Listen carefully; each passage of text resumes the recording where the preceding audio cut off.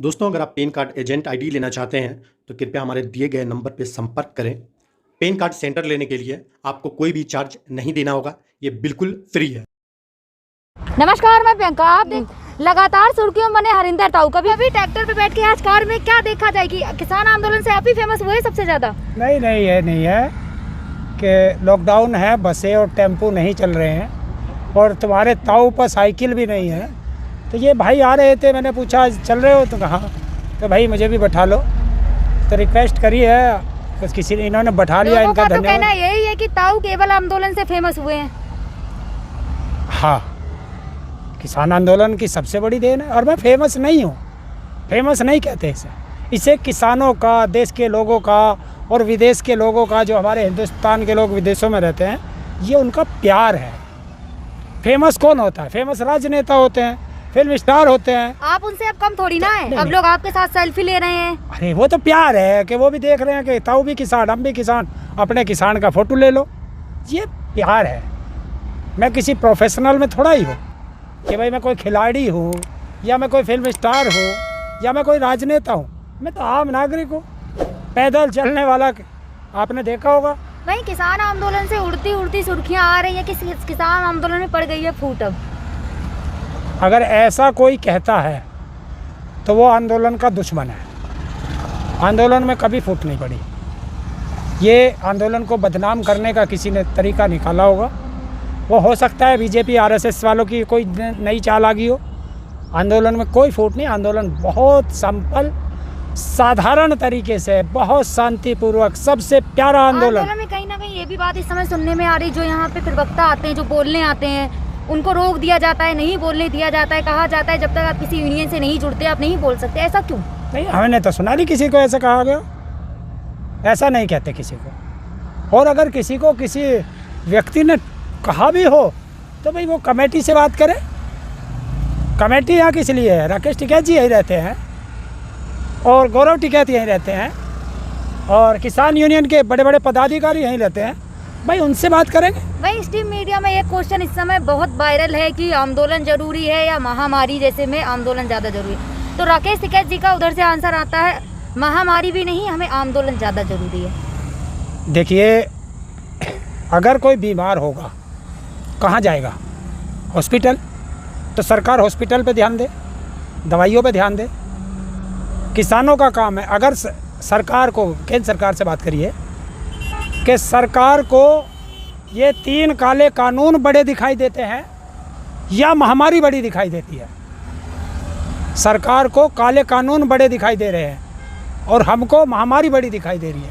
तो हम सरकार से कह रहे हैं कि काले कानून वापस ले लो, फिर बना लेना कमेटी बना के। तो कौन से बुरा कहते हैं? अब ये भी देखने में आ रहा है कि सरकार और स्ट्रीम मीडिया आपकी तरफ झुकती हुई दिखाई दे रही है। वहीं पहले स्ट्रीम मीडिया से किसान आंदोलन खत्म था, स्ट्रीम मीडिया में किसान आंदोलन दिखाया जाता है। और मन की बात में प्रधानमंत्री जी आप लोगों की बात करते हैं। क्या बात करी प्रधानमंत्री जी ने? यही कि आपका जो गेहूं का अनाज है वो एमएसपी से ज़्यादा रेट पे बिका है। तो आपकी बात की कहीं ना कहीं सरकार भी झुक रही है। तो प्रधानमंत्री जी वो चेक दिखाएं जिस चेक से उसे पेमेंट हुआ वो किसान को।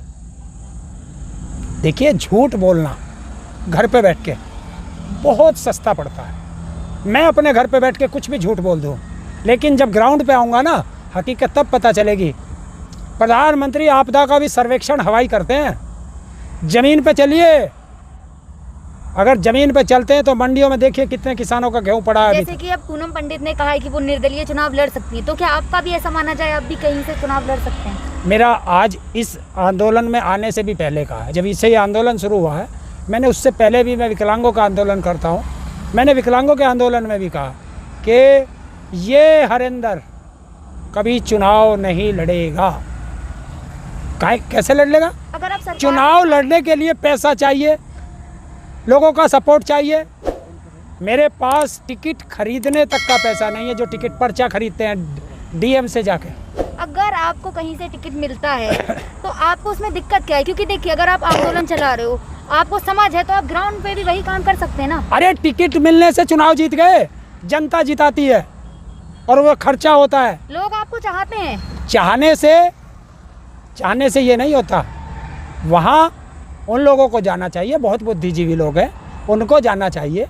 हम तो एक सिपाही है, सिपाही हमेशा लड़ने के लिए होता है। सेनापति जहाँ जाए जाए, वो बड़े अधिकारी जहाँ जाए जाए।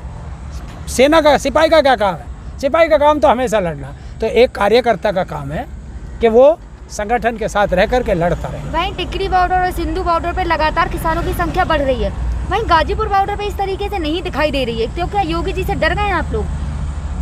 देखिए, ये किसान है, ये कभी नहीं डरता। और कभी तो आप कहते हो कि यहाँ किसान कम है, कभी कहते हो किसान ज़्यादा हो गए, महामारी है। पहले तो ना तो हमें आप पत्रकारों का पता, ना हमें सरकार का पता। चाहते क्या हैं आप लोग? महामारी का एक पैमाना बना दीजिए। वहीं सिंधु बॉर्डर से चट्टान जी कहते हैं कि वहाँ यूपी के किसान हमारा सहयोग कम कर रहे हैं। कौन कह रहा? सिंधु बॉर्डर से खबर आती है कि यूपी के किसान हमारा सपोर्ट कम कर रहे हैं किसान आंदोलन में। हमें तो कोई खबर आई नहीं। और कौन कह रहा है कि किसान हमारा सपोर्ट कम कर रहे हैं? यूपी के किसान। वहीं पंजाब हरियाणा के किसान इतना आगे आ रहे हैं, बढ़ बढ़ के गाँव में विधायक को रोक रहे हैं। वहीं यूपी में ऐसा नहीं क्यों नहीं दिखाई दे रहा? आप चलिए, ये रहा 66 का यहीं टोल फ्री का रखा सारे उसके लिए। मेरठ में चले जाइए, जगह जगह तो टोल फ्री का रखे हैं, वहाँ भी तो आदमी बैठे हैं। और ये बहुत बड़ा प्रदेश है।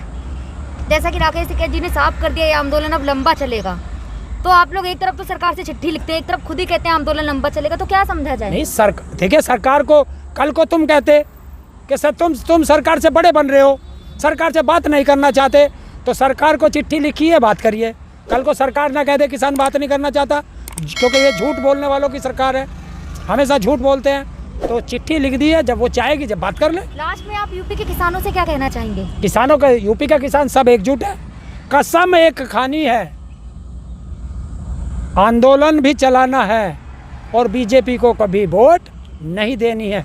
और जो बीजेपी को वोट देगा वो किसानों का विरोधी होगा।